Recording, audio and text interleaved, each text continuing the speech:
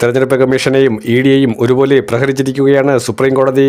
Enforcement ഡയറക്ടറേറ്റും solicitor ജനറലും തെരഞ്ഞെടുപ്പ് കമ്മീഷനുമൊക്കെ ഒരേ സ്വഭാവത്തോടെ പെരുമാറുന്നത് വിചിത്രമാണ് എന്നാണ് സുപ്രീം കോടതിയുടെ കണ്ടെത്തൽ. അതും ചീഫ് ജസ്റ്റിസ് പ്രത്യേകം ചേംബറിൽ വിളിപ്പിച്ചു തന്നെ പറയുകയാണ്. മുൻകാലങ്ങളിൽ അറ്റോർണി ജനറലിനെയും സോളിസിറ്റർ ജനറലിനെയുമൊക്കെ കൃത്യമായി വഴക്കു പറഞ്ഞിട്ടുണ്ട്. നിയമപരമായിട്ടുള്ള കോൺസ്റ്റിറ്റ്യൂഷണൽ നടപടികൾ യഥാവധി നടപ്പാക്കാത്തതിന്റെ പേരിൽ തന്നെയാണ് അവർ ശകാരം ഏറ്റുവാങ്ങേണ്ടി വന്നിട്ടുള്ളത്. ഇപ്പോൾ ഏറ്റവും ഒടുവിൽ സുപ്രീം കോടതിയുടെ ചീഫ് ജസ്റ്റിസായ ജസ്റ്റിസ് സൂര്യകാന്ത് വളരെ വ്യക്തമായി പറഞ്ഞിരിക്കുന്നു, എൻഫോഴ്സ്മെന്റ് ഡയറക്ടറേറ്റ് തെറ്റായ പാതയിലൂടെയാണ് സഞ്ചരിക്കുന്നത്. എൻഫോഴ്സ്മെന്റ് ഡയറക്ടറേറ്റിന്റെ നടപടികളുമായി ബന്ധപ്പെട്ട കാര്യത്തിൽ തമിഴ്നാട് സർക്കാരും അതുപോലെ തന്നെ ഇതര BJP മുഖ്യമന്ത്രിമാരുള്ള പല സംസ്ഥാനങ്ങളിലെ സർക്കാരുകൾ ശക്തമായി സുപ്രീം കോടതിയോട് ആവശ്യപ്പെടുന്ന ഒരു കാര്യമുണ്ട്. ഹർജികളുടെ രൂപത്തിൽ വരുന്ന ഏറ്റവും പ്രധാനപ്പെട്ട പരാതി ഇഡിയെ നിലയ്ക്ക് നിർത്തുക എന്നതാണ്.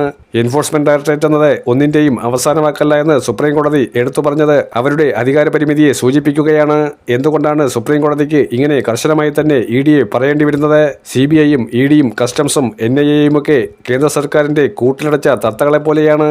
അഥവാ സർക്കാരിന് യഥേഷ്ടം അമ്മാനമാടാൻ അവർക്ക് വേണ്ട വിധത്തിൽ ശത്രുക്കൾക്ക് നേരെ ഉപയോഗിക്കാൻ എങ്ങനെ സാധിക്കുന്നു? അവിടെ വ്യക്തിത്വവും അതുപോലെ വിവേകബുദ്ധിയും എന്നേക്കുമായി നഷ്ടപ്പെട്ടവരാണോ ഇരിക്കുന്നത് എന്ന് സുപ്രീം കോടതി എടുത്തു ചോദിക്കേണ്ടി വരുന്ന സാഹചര്യം നേരത്തെ BR ഗവായ് ചോദിച്ചതുപോലെ തന്നെ സഞ്ജീവ് ഖന്നയും ചോദിച്ചു. ഇപ്പോൾ ജസ്റ്റിസ് സൂര്യകാന്ത് ചോദിക്കുന്നു. ചീഫ് ജസ്റ്റിസുമാർ കൃത്യമായി മാറി മാറി വരുമ്പോൾ BJP ഓരോ തവണയും പ്രതീക്ഷ വച്ചുപുലർത്തും. ഈ ചീഫ് ജസ്റ്റിസിനെ മര്യാദ പഠിപ്പിക്കാം, നിലയ്ക്ക് നിർത്താം. BJP നേരത്തെ ജഗദീപ് ധൻഖറിനെ മര്യാദ പഠിപ്പിച്ചതുപോലെ ചീഫ് ജസ്റ്റിസിന്റെ അടുത്തും അതേ ശൈലി പ്രയോഗിക്കാം എന്നൊരു ശ്രമം നടത്തി നോക്കി. അമിത്ഷായ്ക്കും കിരൺ റിജിജുവിനുമൊക്കെ താളം തെറ്റിയിരിക്കുന്നു, അല്ലെങ്കിൽ അടിതെറ്റിയിരിക്കുന്നുവെന്ന് അക്ഷരം തെറ്റാതെ തന്നെ പറയാൻ കഴിയുന്ന ഒരു കാഴ്ചയാണ് ഇപ്പോൾ സംഭവിച്ചുകൊണ്ടിരിക്കുന്നത്.